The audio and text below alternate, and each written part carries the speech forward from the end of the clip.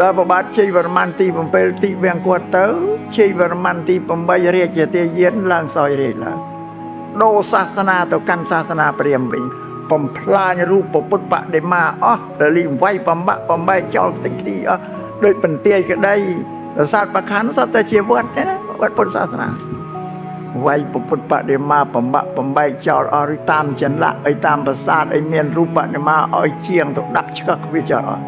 នេះជ័យវរ្ម័នទី8នេះអាក្រក់ចឹងការដែលនិមន្តនឹងអញ្ជើញមកកាន់វត្តរាជបូរថ្ងៃនេះគឺតាមលោកបណ្ឌិតអ៊ុំសធាថាដំណើរនេះគឺធ្វើទស្សនកិច្ចសិក្សា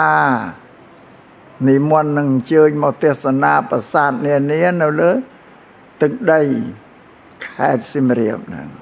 ដែលជាបុរាណវត្ថុកេរដំណែលរបស់ដូនតាបុព្វការីបុព្វបុរសយើងដែលលោកកសាងទុកមកនឹងជិត1000ឆ្នាំហើយដែលពិភពលោកគ្រប់ទ្វីបទាំងអស់តែណាគេធ្វើបានទេពី700-800ឆ្នាំមុននឹងមានតែដូនតារបស់យើងជាបុរសជាមនុស្សដែលអស្ចារ្យហើយធ្វើប្រាសាទនិមន្តទៅមើលហើយទៅរួចបានទៅមើលហើយព្រះអង្គគេទេដុំថ្មមួយដុំទំងន់រាប់តោនណាវាមានគ្រឿងចាក់ឯណានឹងលើកសម័យអត់មានទេគេចេះលើកទៅបន្ទប់គ្នានៅកម្ពស់ដោយប្រាសាទអង្គរវត្តប្រាសាទអីជាដើមកម្ពស់ទៅដូចទៅដិមទៅលើពាក្យកណ្ដាលអាកាសហ្នឹងមិនរឿងធម្មតាទេបើសិនមើលយើងយកបញ្ញាមកគិតគឺអស្ចារ្យណាស់ការកសាងប្រាសាទនេះនឹងសំប្រគេនបណ្ណោះអំពីរឿងប្រាសាទហ្នឹងប្រាសាទថ្មនេះនៅទ្វីបដទៃទៀតអត់មានទេមានតែនៅអេស៊ីបនេះគឺជាប្រាសាទដូចជាអាយុមុនអង្គរវត្តក៏ប៉ុន្តែអត់មានរចនាក្បូរក្បាច់អីល្អដូចអង្គរវត្តអត់មានទេវាគ្រាន់តែដូចជាប៉មជាអីទេលលីងទៅទេ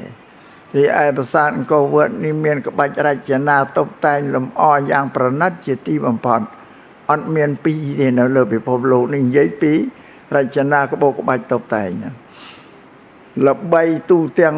ផែនដីពិភពលោកនេះនិមន្តមកឃើញហើយមានពួកសាសជនជាតិបរទេសមានបារាំងអាមេរិកកាំង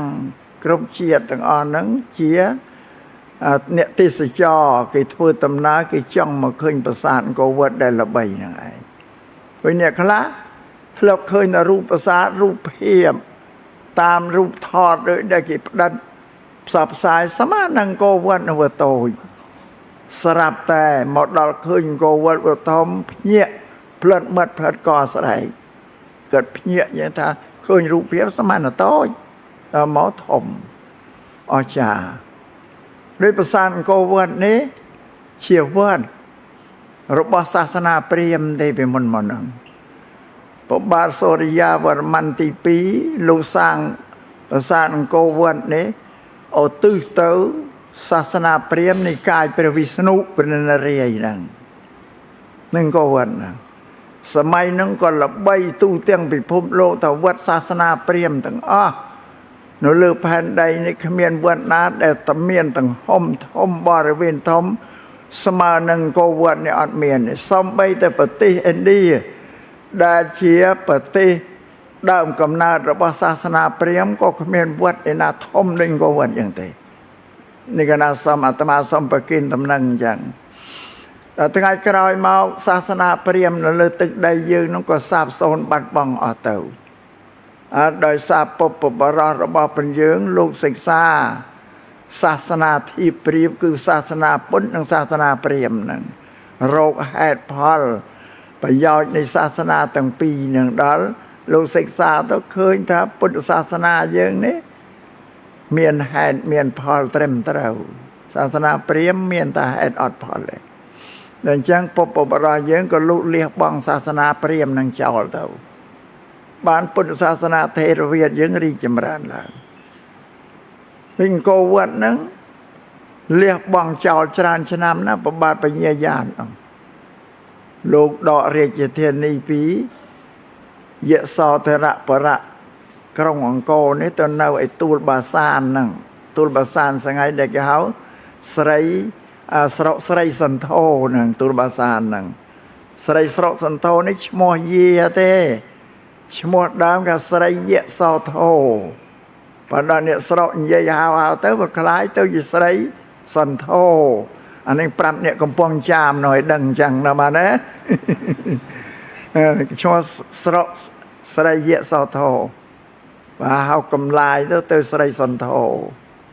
ผมបញ្ញាយ៉ាលោកដករាជធានីទៅតាមជើងទឹកទៅដល់ធ្វើដំណើរតាមទូកទៅចតក្នុងទូលបាសានហ្នឹងឯងនៅមានភូមិមួយឈ្មោះភូមិបារាយនៅចិនហ្នឹងឯងភូមិបារាយទៅស្ងាយហ្នឹងអាហ្នឹងប្រវត្តិសាស្ត្រណាបើនៅទៅទូលបាសានហ្នឹងទូលកន្លែងវាតូចផងទឹកទន្លេឡើងមកវាពិបាករស់នៅបានដករាជធានីទៅឯភ្នំពេញហ្នឹងវាមានដំណាក់កាលអញ្ចឹងដល់អង្គរវត្តនេះបោះបង់ចោលវាសូន្យព្រៃដើមឈើដុះពេញណាពេញណីដល់សម័យមកបារាំងចូលមកបារាំងឃើញក៏គេត្រេះត្រួសត្រាយទៅអស់ព្រៃអស់ឈើហ្នឹងទៅនឹងក៏វត្តដល់មកសតវត្សទី16ហ្នឹងបារាំងមកក្រោយទេសតវត្សទី16ព្រះបាទអង្គច័ន្ទរាជាហ្នឹងលោកធ្វើដំណើរពីភ្នំពេញមកហ្នឹងបរៀបចំប្រាសាទអង្គរវត្តនេះកែប្រែឲ្យទៅជាវត្តពុទ្ធសាសនាវិញតែដើមកណ្ដាលវត្តប្រមាញ់ទេលោករៀបចំ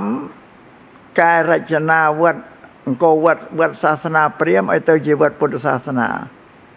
សាងយកពុទ្ធបដិមាយកទៅដាក់ព្រះពុទ្ធរូបអង្គឈរពីរអង្គនេះសិល្បៈសតវត្សទី16ដែលព្រះបាទអង្គច័ន្ទរាជាលោកកសាងណាក្នុងអង្គរវត្តពុទ្ធរូបសតសិល្បៈបែបហ្នឹងទាំងអស់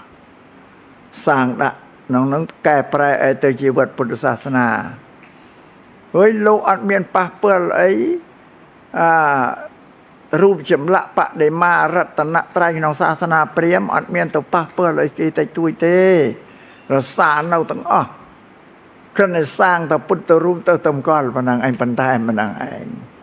បានមានរូបបដិមាខាងសាសនាព្រាហ្មណ៍មានព្រះវិស្ណុរូបព្រះវិស្ណុនៅរងតងផ្លូវជើដែលគេហៅតារេជហ្នឹងរូបព្រះវិស្ណុទេប៉ុន្តែណាគេឲ្យឈ្មោះតារេជនឹងជាថាទៅពីសម្រាប់គេជឿឲ្យតារេជទៅបន់ស្រន់បួងសួងនោះសំសុកសំសរីសុស្ដីពីតារេជហ្នឹងចាយើងល្ងងដល់ថ្នាក់ហ្នឹងទៅsao nơi là ngon anh ấy dây vào vườn đã bà nói vậy cô nó bình chẳng rồi riu rồi sẽ đâm tay vào phần năng bà nói tôi sẽ nạ rồi bị môn cô vườn này bà bát chơi vào man ti bầm pel có lúc căn Phật sa sana đấy pan Phật sa sana mà hai diện mình Phật sa sana thế Việt dân têហើយដល់ប្របាទជ័យវរ្មមានសាងព្រះពុទ្ធរូបបដិមាច្រើនណាស់បែបមហាយានហ្នឹងព្រះពុទ្ធអ្នកប្រក់មហាយានចាងគោរពព្រះពុទ្ធអ្នកប្រក់ដល់ប្របាទជ័យវរ្ម័នទី7ទីវាំងគាត់ទៅជ័យវរ្ម័នទី8រាជទាយានឡើងសោយរាជឡើងដូរសាសនាទៅកាន់សាសនាព្រាហ្មណ៍វិញបំផ្លាញរូបព្រះពុទ្ធបដិមាអស់លីវាយបំបាក់បំបែកចោលខ្ទេចខ្ទីអស់ដោយបន្ទាយក្តីប្រាសាទបខានសត្វតែជាវត្តទេណាវត្តពុទ្ធសាសនាវាយពុទ្ធបដិមាបំបាក់បំបែកចោលអស់ឬតាមចន្លាក់ឲ្យតាមប្រាសាទឲ្យមានរូបបដិមាឲ្យជាងទៅដាប់ឆ្កឹះខ្វែ